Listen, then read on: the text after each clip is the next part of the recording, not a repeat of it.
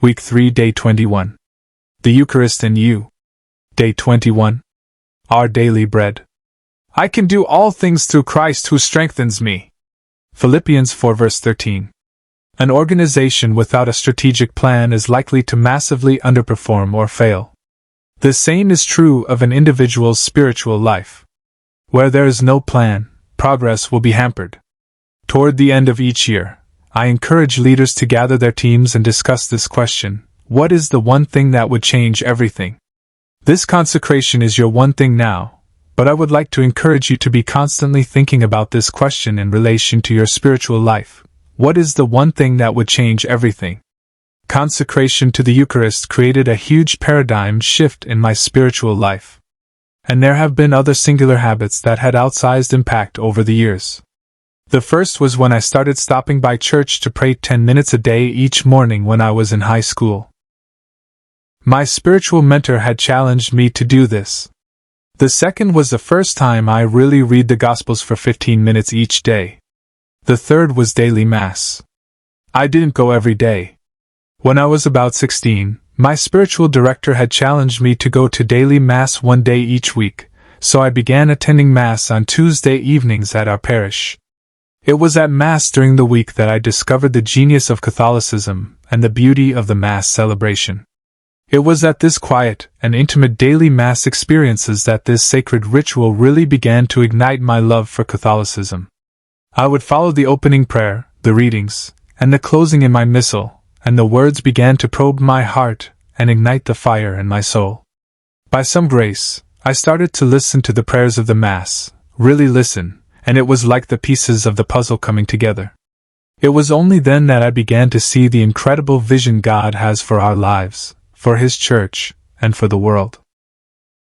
Over the past 3 decades, many of the most powerful experiences of Mass I have been blessed with have been in small groups, on a fishing boat on the Sea of Galilee, in the Portiuncula in Assisi, in the catacombs beneath the streets of Rome, in a side chapel at Maynooth College, in the crypt of Sacré-Cœur, and in the tiny chapel in the Solar de Marta Hotel in Fatima.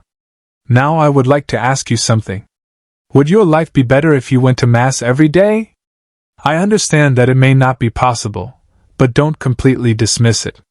The devil discourages us by leading us toward all or nothing thinking. This is not an attempt to coerce you into doing something. I don't want it to make you feel bad about yourself. Nor do I want to put undue pressure on your life. But don't let what you can't do blind you to what you can do. We need to learn to be honest about the best path at this time in our lives. This honestly liberates us to genuinely explore the question, what is possible? When you ask this question, you may discover that you can go to daily Mass one day each week and make it a holy ritual. The Lord delights in every little step you take, was St. Francis Delaware Sale's observation. Take your next step, however small. Take it. As you consider what is possible in the context of daily Mass, I want to lay before you 3 challenges today. The first is the same my spiritual mentor presented to me: start going to daily Mass one day each week.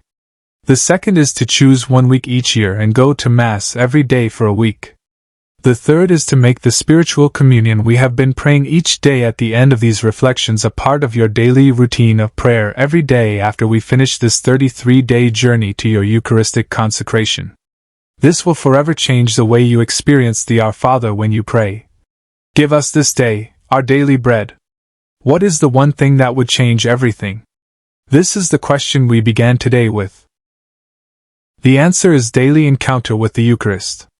Whether that is attending Mass, stopping by a church to pray before the tabernacle, or praying a spiritual communion, decide here and now, today, once and for all, that every day for the rest of your life you will have a daily encounter with the Eucharist. Trust. Surrender. Believe. Receive. Lesson.